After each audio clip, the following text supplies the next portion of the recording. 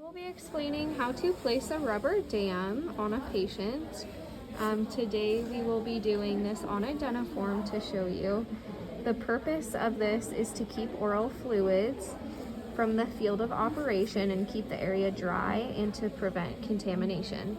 Also, it eliminates the possibility of the patient swallowing or aspirating any debris during the dental procedure.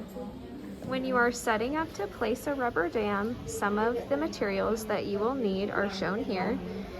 You will need a rubber dam hole punch, petroleum jelly to glide the rubber dam material onto the teeth, specific clamps for each tooth, a blunt tucking instrument such as your hockey stick, your rubber dam frame, scissors, and forceps, and your rubber dam material and floss. When you are punching for a rubber dam, there are 5 different sizes that you're going to use while punching. There is hole size 5, which is that first one right there, which is where you're going to punch for the tooth that you're placing with the clamp, since it is a bigger hole. There is size 4, which is for molars, size 3 for premolars, size 2 for maxillary incisors, and size 1 for mandibular incisors. When punching your rubber dam, you always want to punch the hole either on the tooth that you're working on or one tooth behind it if possible, and to the opposite canine of that tooth.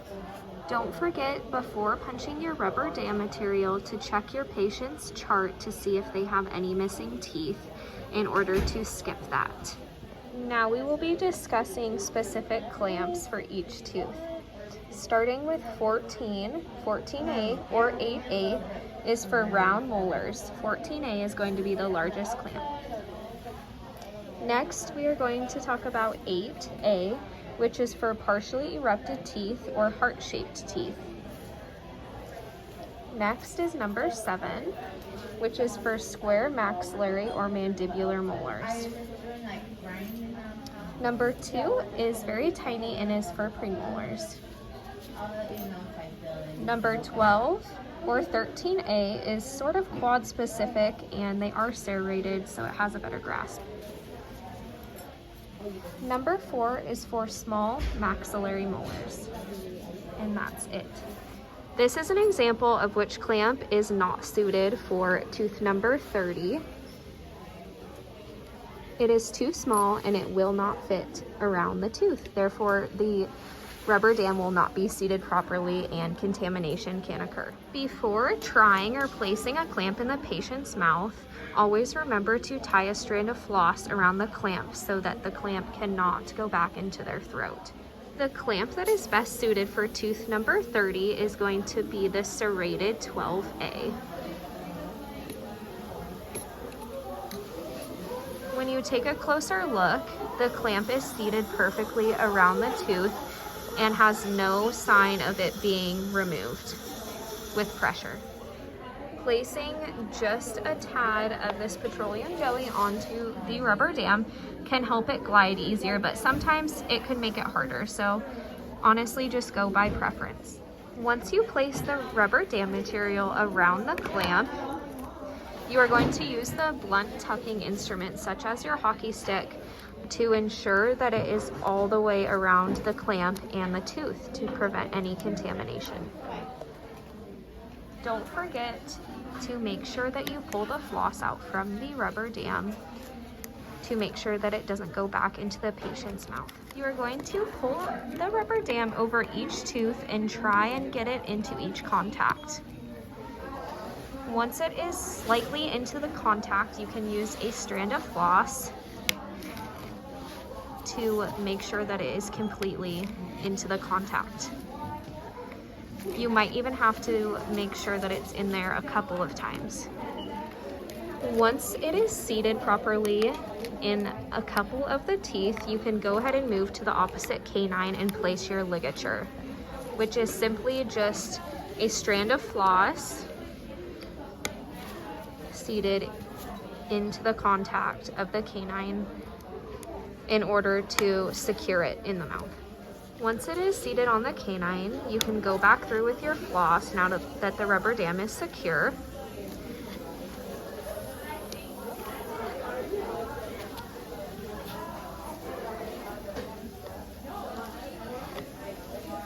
If there are any rips or tears in the rubber dam, you must start over to prevent any contamination.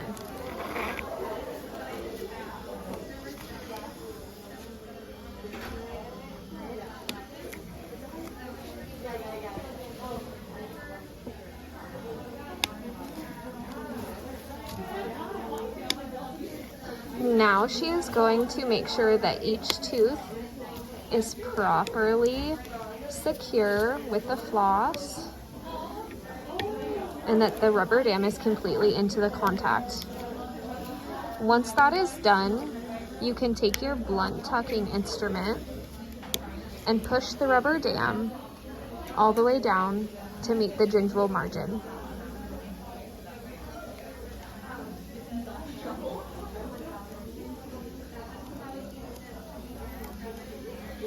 And don't forget to do the lingual as well. When placing the frame, one thing that's good to always remember is to look at the curve of the frame and see how it mimics the curve of the chin.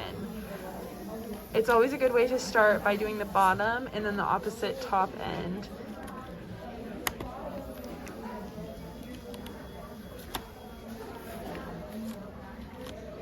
Sometimes it takes a couple tries.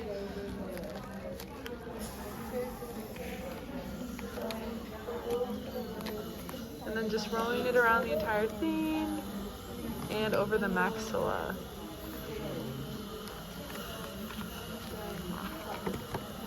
Just to get some good isolation.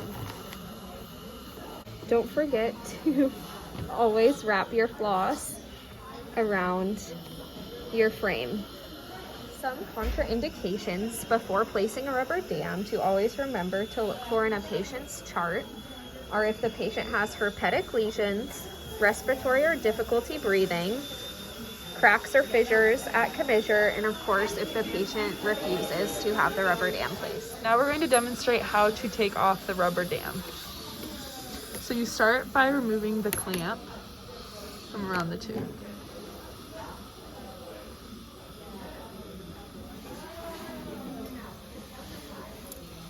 Next, you will remove the ligature. And sometimes it's really in there. Then you're going to take your rubber dam off of your frame.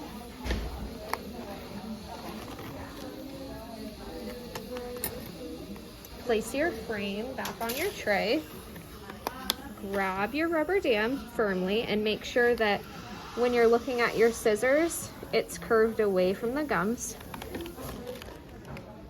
And you're going to cut the rubber dam off of the patient's mouth, one by one.